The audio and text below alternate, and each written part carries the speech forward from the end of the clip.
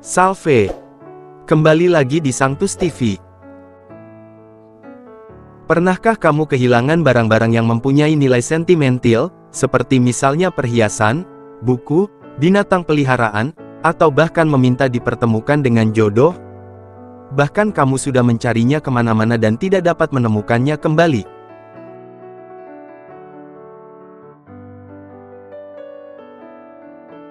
Namun sebelum kita lanjutkan, jangan lupa subscribe dan like video ini ya. Santo Antonius dari Padua, sang doktor gereja, yang sering dikenal sebagai Santo pelindung barang-barang yang hilang atau dicuri. Fernando de Bulhos, atau yang lazim dikenal sebagai Santo Antonius dari Padua, dilahirkan pada tanggal 15 Agustus tahun 1195 di Lisbon, Portugal, dari keluarga terpandang. Kakeknya adalah seorang gubernur Lisbon.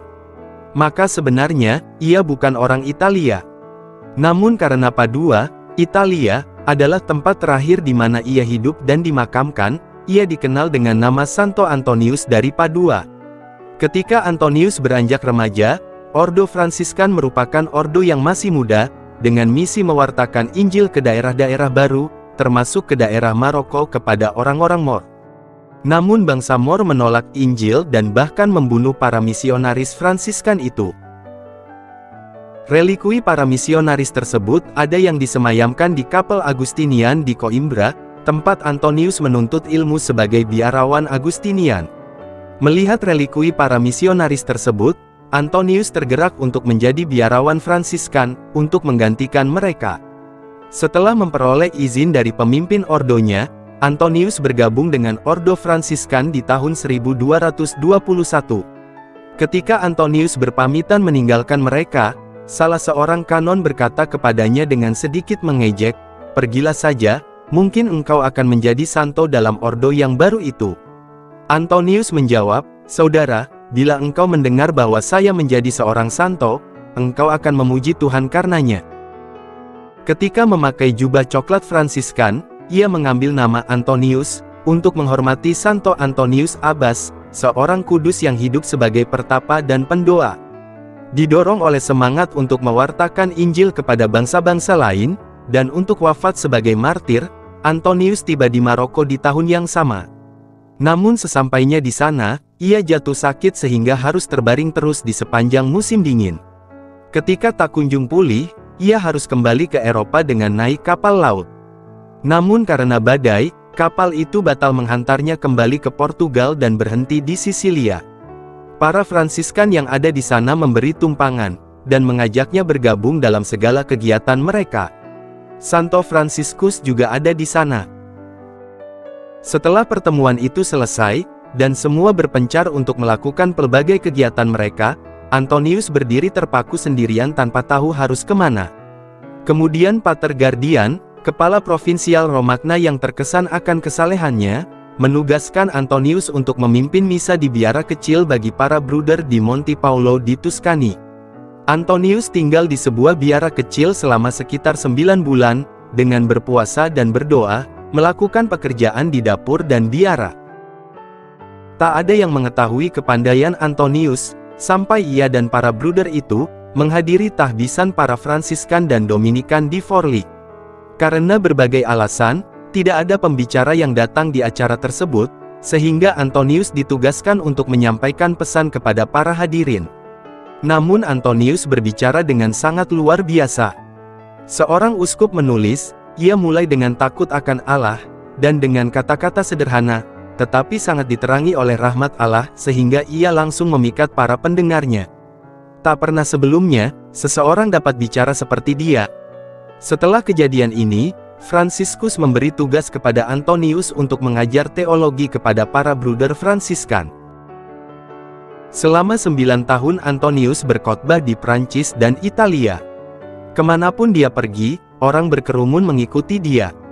Para kriminal yang keras hati, orang-orang yang acuh tak acuh, dan para bidat, atau pengajar sesat dapat bertobat setelah mendengarkan khotbahnya. Orang-orang menutup toko dan kantor mereka, bahkan mengantri sampai menginap di gereja agar dapat mendengarkan dia. Karena tempat sudah tidak muat, Antonius kerap berkhotbah di alun-alun dan ruang terbuka. Tak saja mahir berkhotbah, Antonius juga dikenal karena besar kasihnya kepada Allah, dan mukjizat-mukjizat yang terjadi karena perantaraan doanya.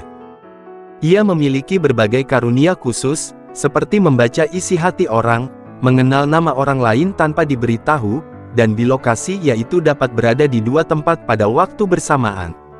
Dengan perantaraan doanya, banyak orang sakit disembuhkan, diluputkan dari bencana, bahkan sekitar 12 orang yang sudah wafat dihidupkan kembali.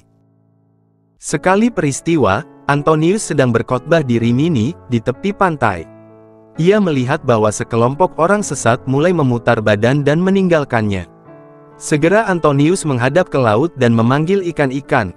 Berhubung orang-orang sesat itu tidak sudi mendengarkanku, apakah engkau mau datang dan mendengarkanku?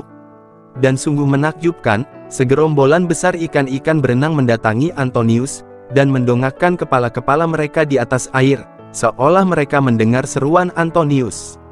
Melihat itu, orang-orang sesat itu pun merunduk pada kaki Antonius dan memohon diajari kebenaran. Pada suatu hari, Santo Antonius bermalam di rumah seorang temannya, Lord of Catenaunif. Antonius berdoa dengan khusyuk hingga larut malam. Tiba-tiba ruangan kamarnya dipenuhi oleh sinar yang sangat terang, lebih terang dari sinar matahari. Kemudian Yesus menampakkan diri kepada Antonius dalam rupa seorang anak kecil. Catenaunif melihat sinar cemerlang keluar dari celah bawah pintu kamar Antonius. Merasa heran, temannya itu mengintip melalui lubang kunci. Ia melihat seorang anak kecil yang elok parasnya, sedang berdiri di atas buku sambil memeluk leher Antonius dengan kedua belah tangannya. Ketika Antonius membuka pintu kamar dan mendapati Catenaunif, ia berpesan agar temannya itu tidak menceritakan apa yang dilihatnya kepada siapapun juga, selama ia masih hidup.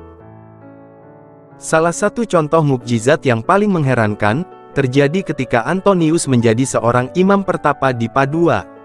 Saat itu, ayah Antonius yang bernama Don Martino de Bolon, secara tidak adil dituduh melakukan pembunuhan dan dipenjara. Pasalnya adalah, karena telah ditemukan jenazah seorang pemuda di kebun rumah Don Martino di Lisbon, Portugal. Meskipun Antonius saat itu tinggal jauh dari rumah ayahnya, namun ia secara ajaib langsung mengetahui bencana yang sedang dihadapi oleh ayahnya. Ia meminta izin kepada bapak pembimbing biara untuk absen selama beberapa hari.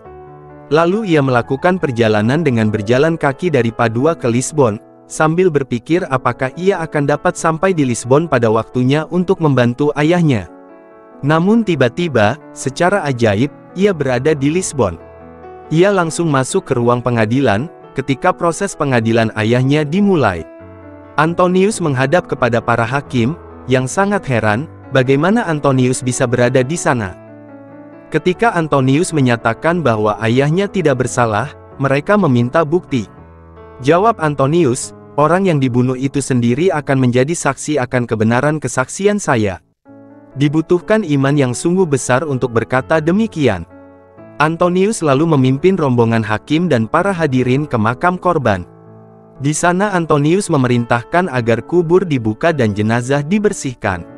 Ia kemudian memerintahkan orang yang sudah mati itu, dalam nama Tuhan, untuk menyatakan apakah ayahnya, Martino de Bolon, adalah pembunuhnya. Semua hadirin tertegun, ketika mayat itu dengan pakaian jenazahnya, kemudian bangkit dan duduk, dengan bertumpu pada satu tangan, dan tangan yang lain teracung ke atas, yaitu seperti keadaan orang bersumpah di pengadilan. Dan orang mati yang bangkit itu berkata dengan lantang, bahwa Martino de Bolon tidak bersalah. Lalu ia berbalik kepada Antonius, dan meminta pengampunan dari sanksi ekskomunikasi yang diterimanya sebelum wafatnya. Antonius memberikan sakramen pengampunan dosa seperti yang diminta oleh pemuda itu, dan setelah menerima absolusi, pemuda itu kembali ke peti matinya, dan menjadi jenazah kembali.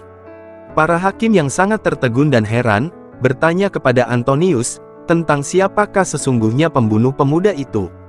Namun Antonius berkata, saya datang untuk menjelaskan siapa yang tidak bersalah, namun tidak untuk menunjukkan siapa yang bersalah. Ketika Antonius sampai kembali di Padua, ia ternyata hanya absen selama 1 hari 2 malam. Begitu banyaknya mukjizat yang dilakukan oleh Antonius dalam nama Tuhan Yesus. Karena itu, ia dikenal dengan sebutan, Santo Antonius pekerja mukjizat. Mukjizat-mukjizat yang terjadi melalui perantaraan doanya, lebih banyak terjadi ketika ia sudah wafat, daripada semasa ia masih hidup di dunia. Semua itu menunjukkan kemahakuasaan Allah, yang berkarya melalui Santo Antonius. Dari sekian banyak kota yang dikunjunginya, Padua merupakan tempat kesukaannya, karena iman umat di sana. Meskipun dia hanya menghabiskan waktu 2 tahun di sana, Antonius selalu menganggap tempat itu sebagai kampung halamannya sendiri. Pada tahun 1227, Antonius dipilih menjadi minister provinsial dari Italia Utara. Sesudah itu, Antonius mulai lagi karya khotbahnya. Pada usia 36 tahun, Antonius tiba-tiba sakit, ia meminta untuk dibawa kembali ke Padua. Ia wafat di sana pada tanggal 13 Juni tahun 1231. Setelah menerima sakramen perminyakan, matanya dipenuhi air mata, dan ia bergumam, "Aku melihat Tuhanku." Lalu dengan tenang, ia wafat. Santo Antonius digambarkan memeluk kitab suci. Santo Antonius mengenal, mencintai dan mewartakan sabda Allah dengan begitu baik. Sesungguhnya, Santo Antonius begitu terdidik dan ahli dalam kitab suci, hingga Paus Pius ke-12 memaklumkannya sebagai Doktor Evangelis, atau Doktor Kitab Suci. Mengapa Santo Antonius dimohon pertolongannya menemukan barang-barang yang hilang? Santo Antonius diangkat menjadi santo pelindung barang-barang yang hilang ataupun dicuri karena pengalaman hidupnya. Santo Antonius mempunyai sebuah buku Mazmur yang sangat berarti baginya. Dalam buku Mazmurnya itulah, ia mencoretkan catatan-catatan, atau komentar-komentar yang dipergunakannya untuk mengajar murid-muridnya di Ordo Franciscus. Seorang novis, yaitu seorang biarawan yang sedang menjalani masa percobaan, mulai bosan dengan kehidupan religius biara, sehingga ia memutuskan untuk melarikan diri. Ia pergi dengan membawa serta buku Mazmur Santo Antonius. Ketika Santo Antonius menyadari bahwa bukunya telah hilang, ia menjadi sangat sedih. Santo Antonius berdoa dengan sangat, agar buku Mazmurnya segera diketemukan atau dikembalikan kepadanya. Tuhan menjawab doa Santo Antonius. Novis yang telah mencuri bukunya itu merasa tidak tenang jiwanya, sehingga akhirnya ia mengembalikan buku Mazmur itu kepada Santo Antonius. Santo Antonius memaafkan segala perbuatannya. Novis itu bahkan diterima kembali di biara. Setelah wafatnya, banjir mukjizat terjadi pada umat yang datang ke makamnya, di gereja Santa Maria, Padua. Yang buta melihat, yang lumpuh berjalan, yang tuli mendengar, tidak saja yang di dalam gereja, tetapi juga yang berada di luar gereja, yang tak bisa masuk karena terlalu banyak orang. Karena begitu banyak mukjizat yang terjadi melalui perantaraan doanya, sekitar 6 bulan setelah kematiannya, dimulai proses penyelidikannya untuk menjadi seorang santo. Dan sekitar 6 bulan berikutnya, Santo Antonius dikanonisasikan oleh Paus Gregorius ke-9, tanggal 30 Maret tahun 1232. Dan oleh Paus Pius ke-12, ia dinyatakan sebagai doktor gereja. Karena dikenal mahir dalam berkhotbah dan mengajarkan kitab suci, sehingga dijuluki rumah penyimpanan kitab suci. Santo Antonius juga dikenal sebagai santo yang paling banyak mempertobatkan para pengajar sesat, melakukan begitu banyak mukjizat termasuk membangkitkan orang-orang yang sudah mati, dan mendamaikan kota-kota yang bertikai. Begitu besarlah kuasa mukjizat yang diberikan Allah kepada Santo Antonius, untuk menunjukkan kebesaran Allah dan kemurahan hatinya, kepada umatnya, dan begitu besarlah kasih Santo Antonius kepada Allah.